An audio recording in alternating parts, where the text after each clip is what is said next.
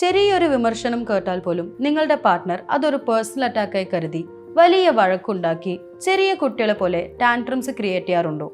അതുകൊണ്ട് തന്നെ വളരെ സൂക്ഷിച്ചാണോ ഒരു തമാശ പോലും നിങ്ങൾ ആളുടെ അടുത്ത് പറയേണ്ടി വരുന്നത്?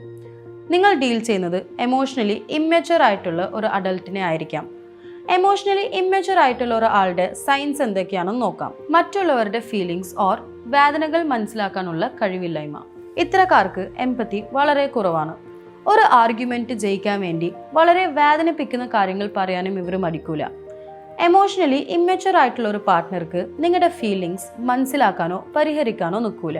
ഒരിക്കലും തന്റെ തെറ്റ് അക്സെപ്റ്റ് ചെയ്യൂല. ഇവരെ കൺഫ്രണ്ട് ചെയ്താൽ അവർ പൊട്ടിത്തെറിക്കുകയും ബ്ലെയിം ഷിഫ്റ്റ് ചെയ്യുകയും ചെയ്യും. ആർഗ്യുമെന്റിന്റെ ഇടയിൽ നിങ്ങൾ തെറ്റുകാരനാവുന്ന സ്ഥിതി ഉണ്ടാവും.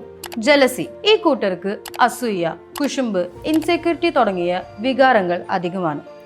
അതുകൊണ്ട് തന്നെ വളരെ വേഗം ഒരാളെ വെറുക്കുകയും